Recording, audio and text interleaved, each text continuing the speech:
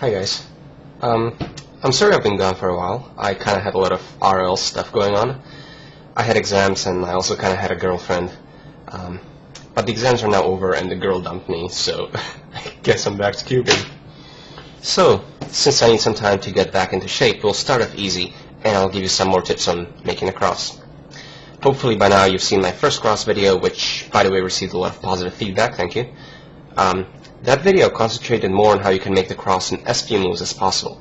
And yes, that's important, but as you become much faster you realize that that's only half the story, because ultimately what counts in the end is the speed, not the number of moves that you take. You've also most likely heard people telling you that you should be doing your crosses on the bottom, and there are two main reasons for this. First, it saves you a cube rotation that you would otherwise have to perform at the end of making your cross. And this makes a pretty big difference because not only is it slow, but it also deprives you of valuable inspection time into the F2L. Many people tell me that they take a long time finding the first pair in F2L. Well, this is probably one of the major reasons. You make your cross on the top, you turn the cube around, and then you stare at it and go, now what? You're starting from scratch. And secondly, making a cross on the bottom gives you some nice finger tricks for dealing with edges while making the cross. And in this video I will basically show you a few examples of that. I'll show you what I mean about the finger tricks. I always show this example, inserting this edge here. You need 3 moves to solve this case, but it takes less than a half a second. It's a very quick finger trick. It's R''F'. So when I pre-plan my cross, I don't only think about what moves I'm going to make, but I try to primarily see how easy or hard they will be to execute. So how many cube rotations I will need and things like that. Here are a couple of more examples. I saw the blue edge. Forget about the red for now. Here we have the orange and the green.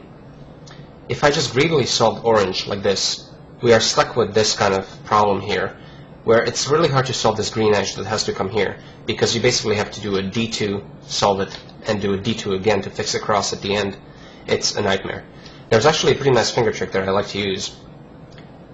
The trick is that you insert the green first, and using R''F, because that's really quick, and then you are in a position to do a quick R2.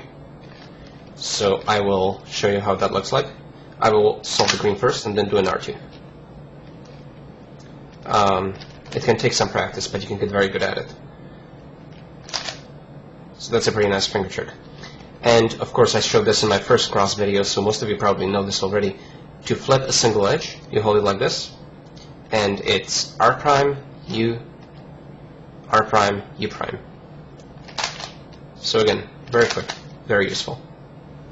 Here's another example. I solved 2 edges, and we are left with an orange edge and a green edge to be solved here. So most people, what I think would probably do in this case is get greedy with the orange and solve it, and then worry about the green. The thing is that you should not get greedy with things like this. The optimal way to solve this case, I think, is do an R', and then move this edge above it, and then you do one more R' and F. So again, that R''F thing, that's really quick. So the whole thing looks like that.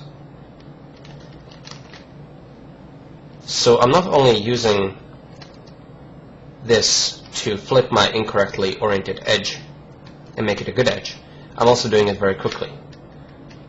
And that would be something that I consider in my pre-inspection, because I know that this is really quick to solve. Another thing is that double moves are very useful, like U and U'. And I don't think that many people use them.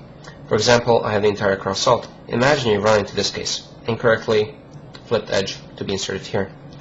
I think most people, if you ran into it like this, would probably do a cube rotation and then do U', R''F', like I showed you. But using double moves, you can do this much quicker, and perhaps, I don't know how intuitive this is, but you can do an R, U, R', U'. And it's really quick to execute, actually. So there are a few tricks like that, and just be aware of that. Of course, don't forget that double moves are useful in general, not just U and U'. For example, inserting this here. You don't have to do a cube rotation and insert it like that, but you can insert it from this angle by doing L, U', L', double move L. It's also very easy. I have a hard time coming up with these examples because I think there are just too many cases. So I'll just show you one more minor finger trick because I think it's very slick, even though perhaps trivial. But I'll show it anyway. So here we have, imagine the red edge is solved, and we are ready to place the orange and the blue very easily. And we have the green here, but forget about that. Let's just place the orange and the blue right now. So one way to do it, I suppose, is just to place the blue, rotate the cube, I guess, place the orange. But there's a pretty neat finger trick that many of you probably already know. You do this orange with an F prime with your thumb, and that puts you in a great position to do an R.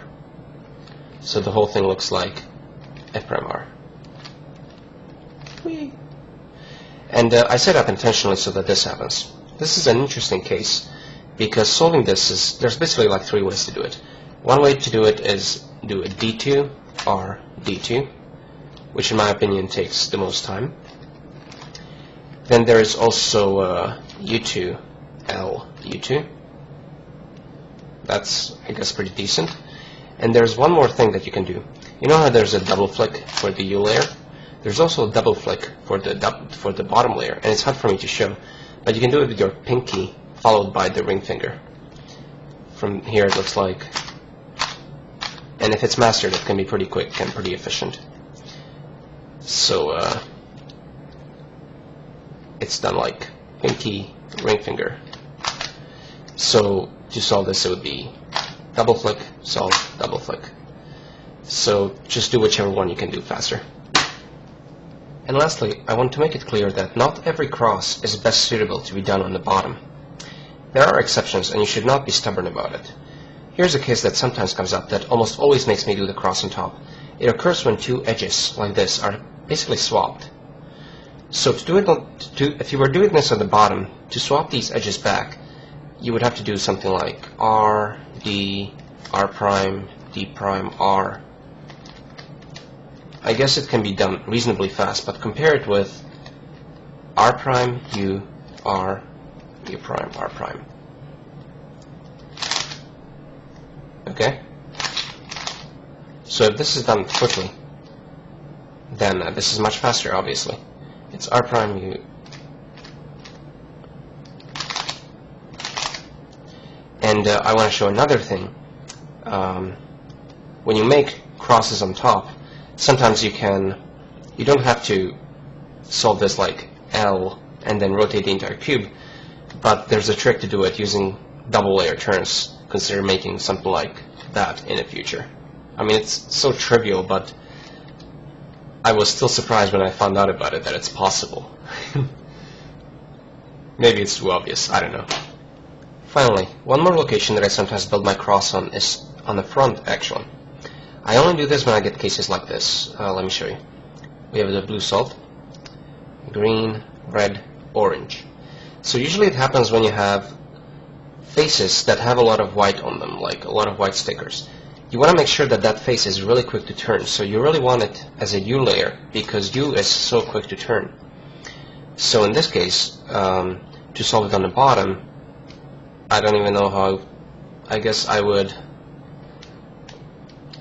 solve the red, but then it's hard to place this orange because it's the back face, and it's really awkward to manipulate the back face.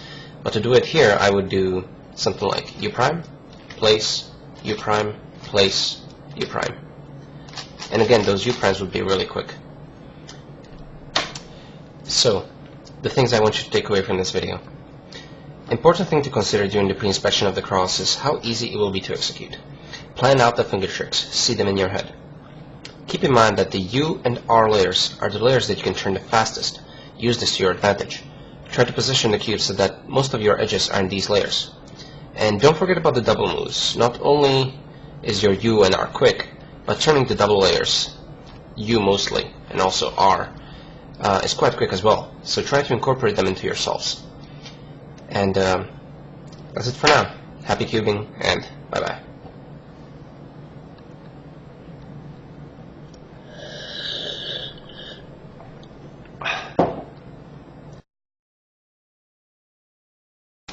Okay, enough of general stuff. I'll give you some examples now.